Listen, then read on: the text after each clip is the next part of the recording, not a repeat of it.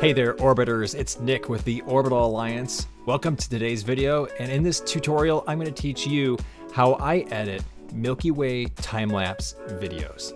Now, this is actually a really new skill for me. I just tried it out for the first time today, and it worked great. And I want to do a quick shout out to my very, very good longtime friend, Nathan, who commented right here on Instagram today when I posted one of my time lapses. He said, "Hey, when are you going to make a tutorial video about this?" And your answer is right now. It's happening. I'm going to make it happen. So welcome to this video. To be clear, this video is not to teach you how to shoot a Milky Way time-lapse. It's how to edit a Milky Way time-lapse video. So if you want to look for something that has the content for how to shoot them, there are plenty of amazing videos out there on YouTube. I would redirect you there to find those results. But for now, we're just going to talk about the back half, post-production, how to edit a Milky Way time-lapse video. So without further adu, let's jump right in to the tutorial. So I'm going to switch over to my ultra-wide monitor screen here. I do have an ultra-wide screen, so you're going to get the ultra-wide experience. So let's talk about what you need to do to get started right out of the gate. So the two programs that we're going to use today are Adobe Lightroom CC or Creative Cloud and Adobe Premiere Pro. You can use other programs. That's up to you. However, tonight I'm just going to do one simple method using these two. I'm sure there are dozens of other methods for creating Milky Way time-lapse videos, but tonight I'm just going to share with you my method. If you have a better method, I would love for you guys to help share those with the community. So be sure to link them below and support other creators as well.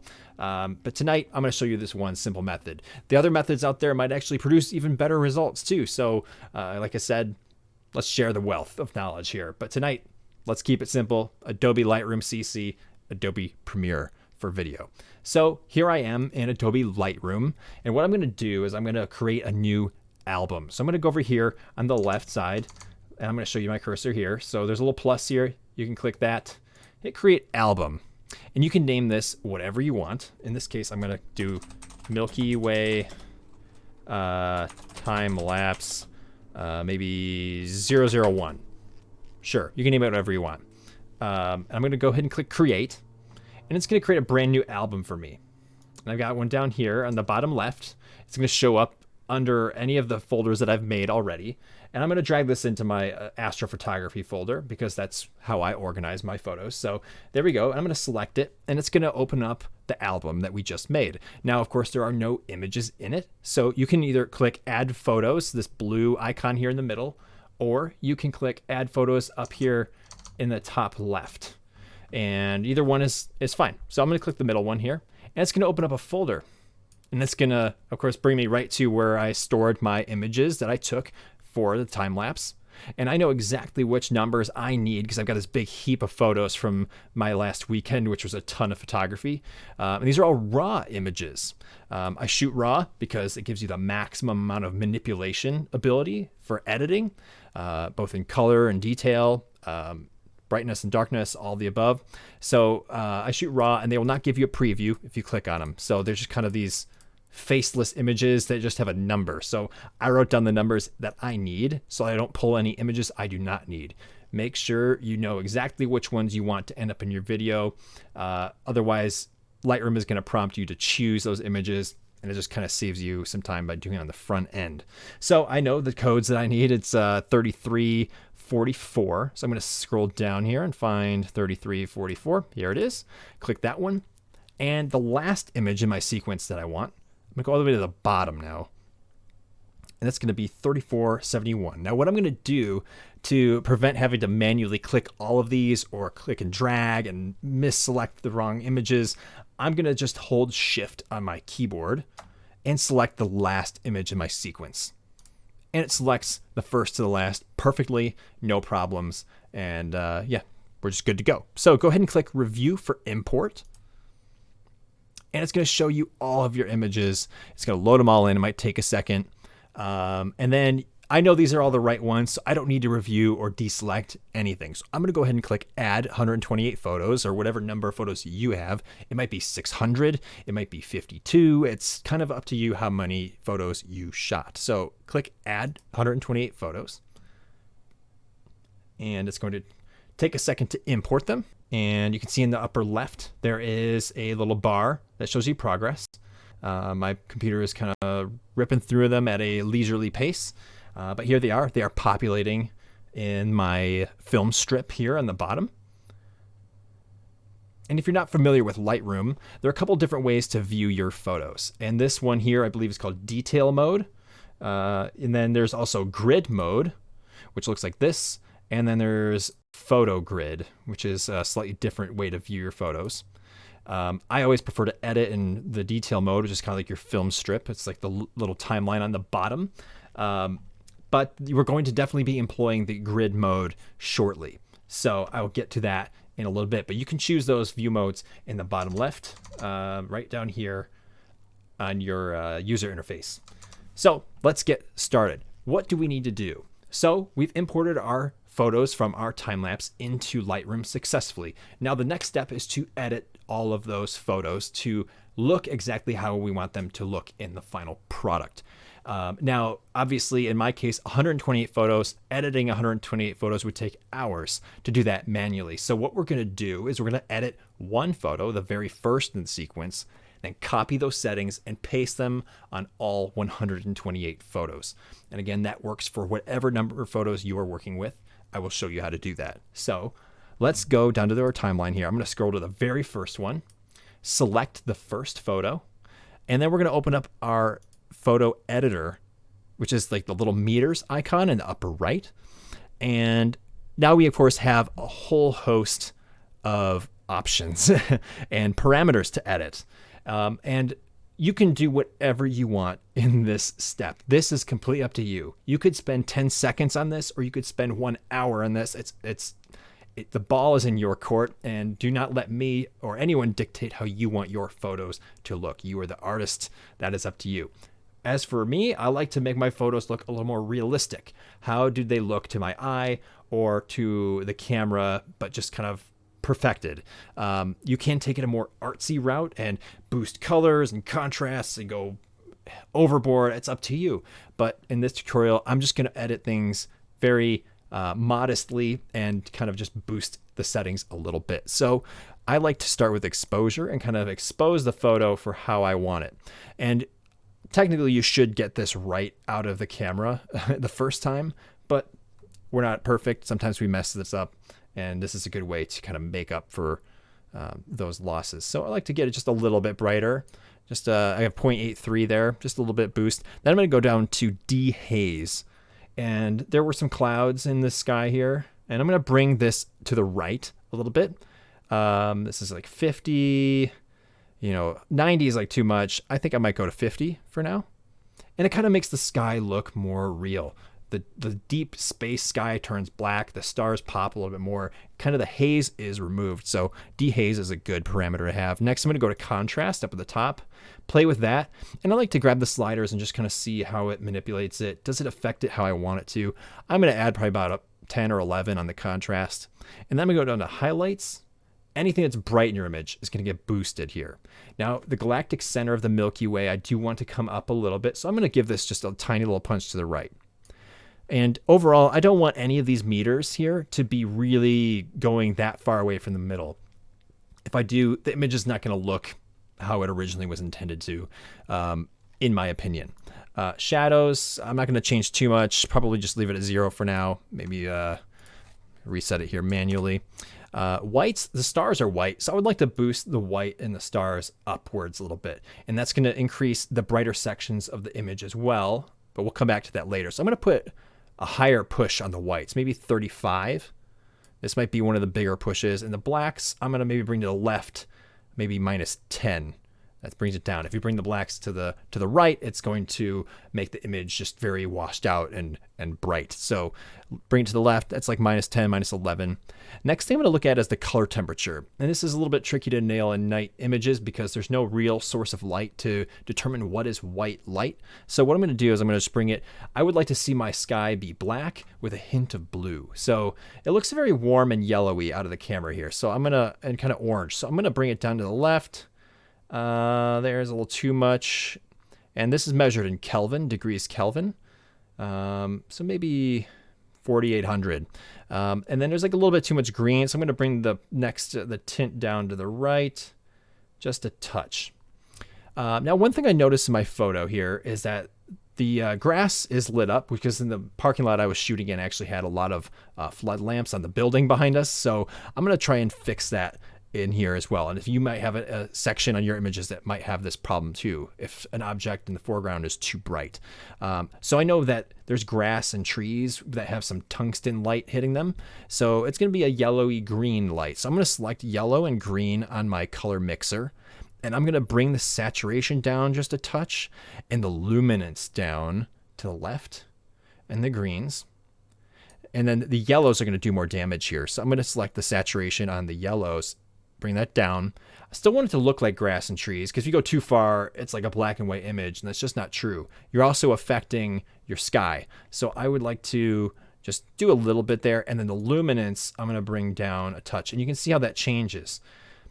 That grassy section now blends in more with the whole picture. It doesn't steal the image. The Milky Way is the focus. That's what we want. Next, I'm going to go to clarity. I'm going to go down here to the effects. I'm going to boost the clarity just a touch, maybe like +6. I'm not going to bother with the texture. You can if you want. And then next, I'm going to go down to detail. And I'm going to go to noise because my picture is pretty noisy. My lens that I shoot with is a 14mm 2.8. It's not the best lens, and I would like to make up for that here. So I'm going to boost the denoise. I'm going to go to the right. If you go all the way to the right, look at this. This is like a glamour shot at the mall in the late 90s and early 2000s. It's just smudgy, way too far at 100. So it's 0's not great, 100's terrible. So maybe let's split the difference and lean a little bit to the left. Let's bring it to 20. Smooths the image out just a little bit while maintaining detail. I'm also going to increase the sharpness just a touch to kind of regain some of that.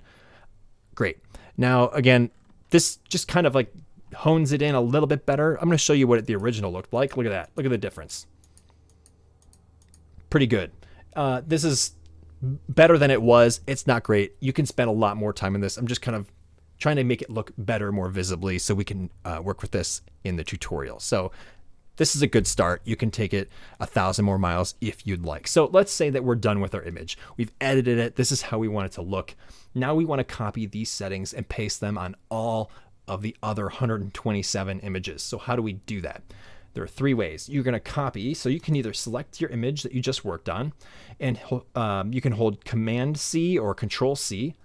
And it's going to show copy edit settings. So you grabbed the settings from this image and are now copying them to your clipboard. You can also go to edit and go to copy right up here. And you can also go to the right and the little 3 dots on the right side. You can go copy edit settings. You can also go to choose edit settings to copy and manually select what you want. And this in particular is important if you want to take the crop with you. If you are cropping your photo, you have to go in here and select crop. If you just do Command C, crop will not go with it. I learned that the hard way. Just going to share that with you. So there we go. You don't need to do that if you don't want to.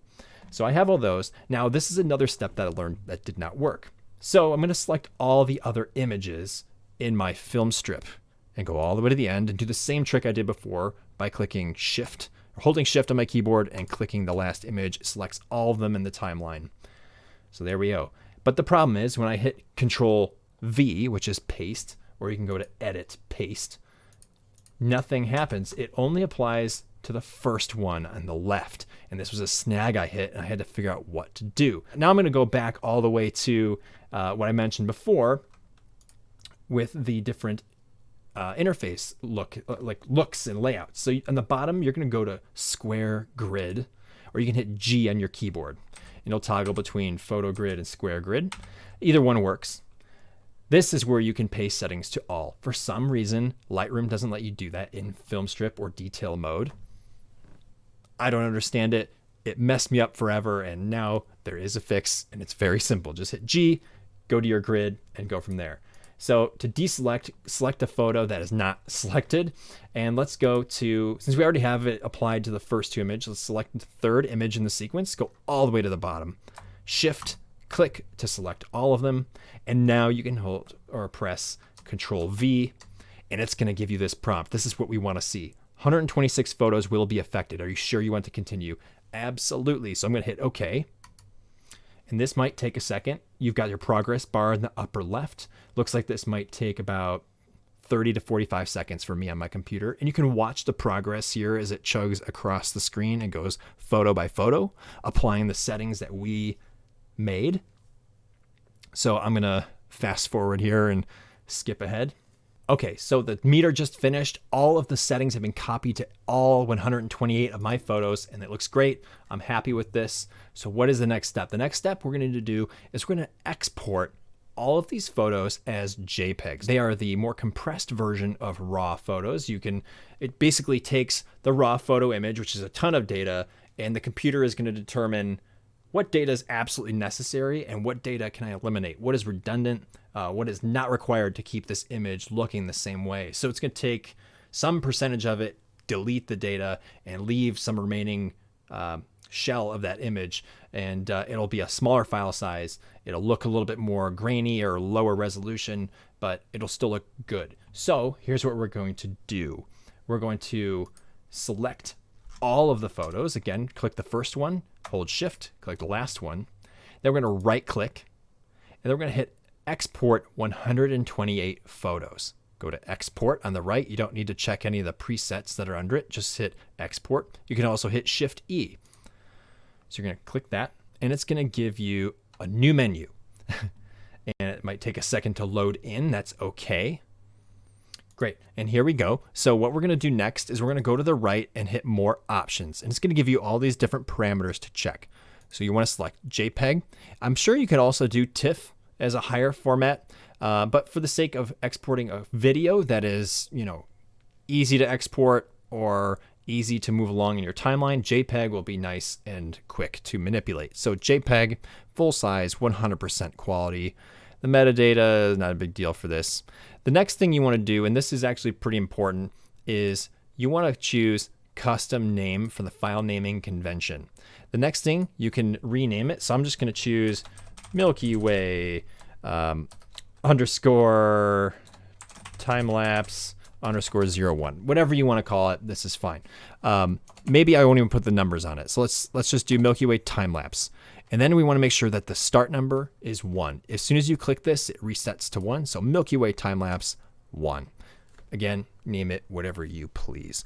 I choose the output sharpening to screen because that's where it's going to be shown, is on a screen, not on a print. Color space sRGB is fine. Now, here comes the fun part. We're going to export all these photos, and this might take some time.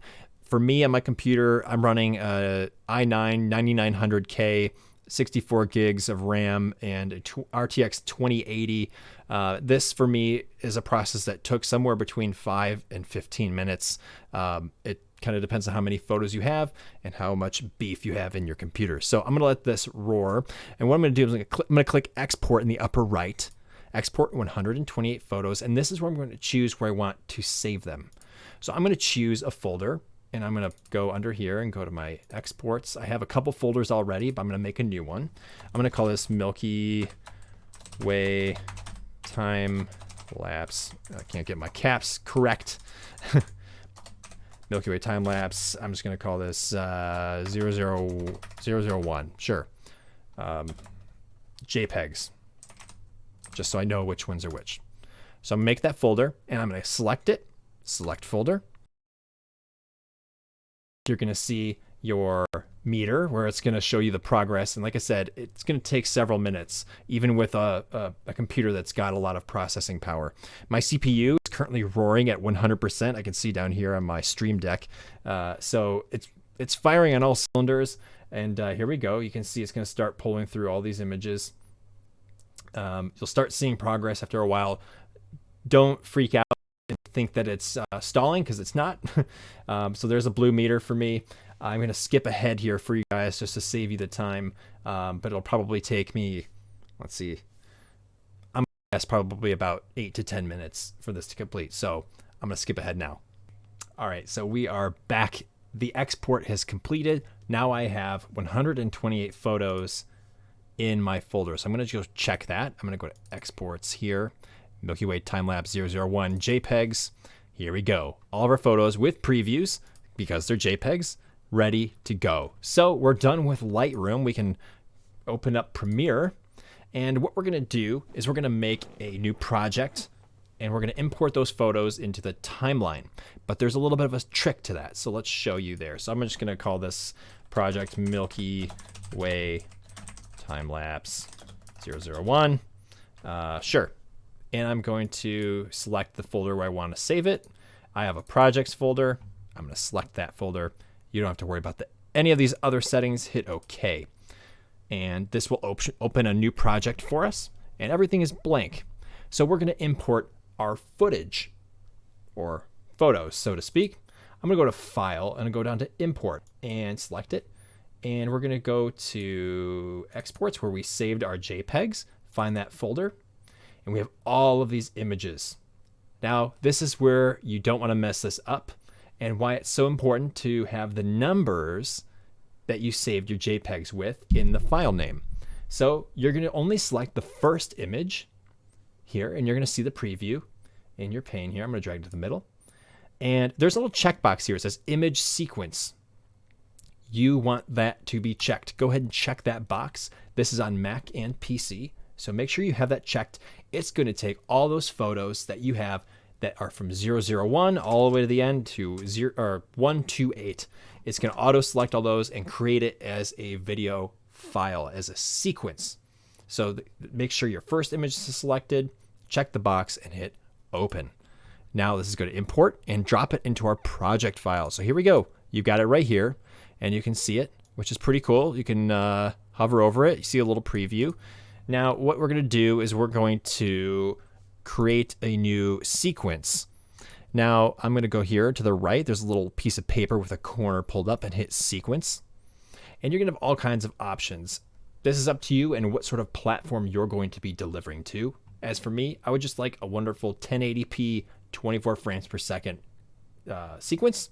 So DSLR 1080p 24 is fine. I'm just going to name the sequence Milky Way TL Time-Lapse 001. Just because. You can name it whatever you want. Hit OK. And this is a blank timeline that just opened down here. There's nothing in it.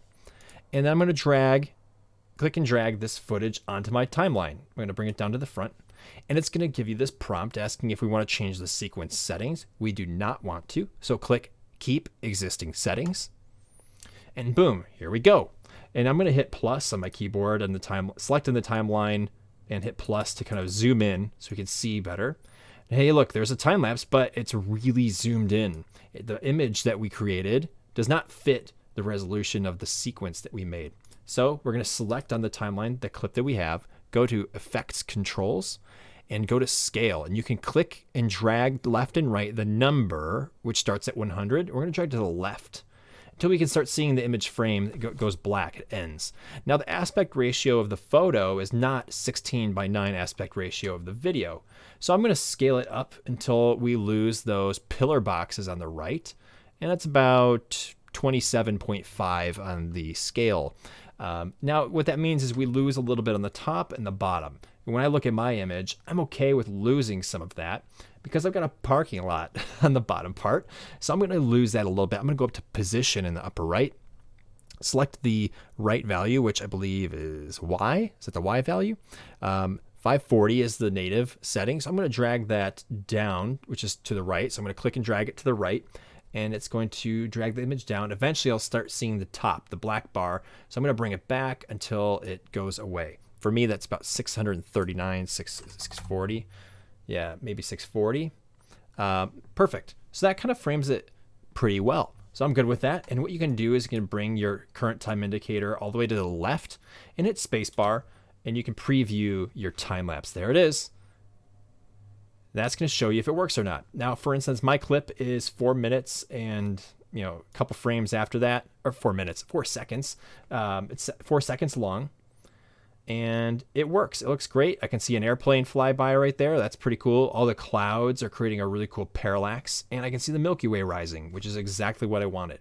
If anything deviates and it kind of looks weird, you can try again, try different settings, check your scale, make sure that works, check your sequence settings, and see that they all line up and that they're kosher. But this looks great. This is exactly what I want. And from now here, I feel like everything looks good. I could, if I wanted to, edit the color a little bit more if I wanted. So I'm going to select the clip. I'm going to go up to Lumetri Color. And if that's not here, you can go to Window and select Lumetri Color to open that tab. Mine's already open. And again, it's kind of the same parameters that you would edit within Lightroom. So say I got into here, I was like, I kind of want some more contrast. I can boost the contrast a little bit more and make it really punchy, and maybe a little bit of more exposure, or lower the blacks a little bit. Sure, I can toggle this on and off. Actually, it kind of helps. It looks a little bit flat without it. So say I'm really happy with this. This edit looks great. Now it's time to export. So I'm going to deselect on my timeline, but still have that little blue box around my timeline. And I'm going to hit Control M or Command M on Mac, and that's going to bring up your export settings. And I'm going to drag that over here so you can see it. And what we're going to do, in my case, I would share this clip perhaps on social media or post it to YouTube. And H.264 for the format is great. That's just the standard web codec. And the preset, you could select one of those platforms, Twitter, Vimeo, YouTube. Match source high bitrate is generally fine for now. Then you're going to click the output name, and that's going to ask you where you want to save it. So I'd like to just save it right in here. So I'm going to just leave it as the sequence name because that's fine for me. You can name it whatever you want. Hit save. You're going to export video, and I have no audio, so I'm going to delete audio or deselect it just because why include that? All the settings are going to be great. I want to make sure use maximum render quality is selected, and then I'm going to hit export. It does tell you that it's going to be about 5 megabytes, so it gives you a preview for how big the file will be. And I'm going to hit export. Should rip through this pretty quickly. 3, 2, 1, there's 100%. Your video is exported successfully. So now what I'm going to do is I'm going to go check it. I'm going to go to my folder, and here's the video that I just made, Milky Way TL001. I'm going to open it in VLC, and there it is. It's playing. I'm going to loop all just so we can see it play back and back. And that looks good to me. There's, like I said, there's a million things you could probably do to make this better or cleaner, but you can see that it works. The time lapse looks great. So I'm going to close that. And at that point, you can choose to do whatever you want with it. Post it to social, put it on YouTube. That's up to you. So did you guys do it? Did you successfully create your very first Milky Way time lapse? I know that was my 3rd attempt right here. I think it turned out great. If you guys have any questions, leave them in the comment section below. And again, if you have recommendations for other videos that have better techniques, leave them down below so that other people who come here who might come through this via traffic might find more resources. My method is simple, but perhaps could be improved upon. I'm happy to redirect to other creators who have better ideas than me too. But if you like this video or if it helped you, I would really appreciate you leaving a like or subscribing to the Orbital Alliance YouTube channel, where we talk about all things space and astrophotography, out of the hope that we would all learn something a little bit more about space. Well, thank you guys very much. Thanks for joining on this tutorial, and we hope to see you in the next video here on the channel. See you all on the other side.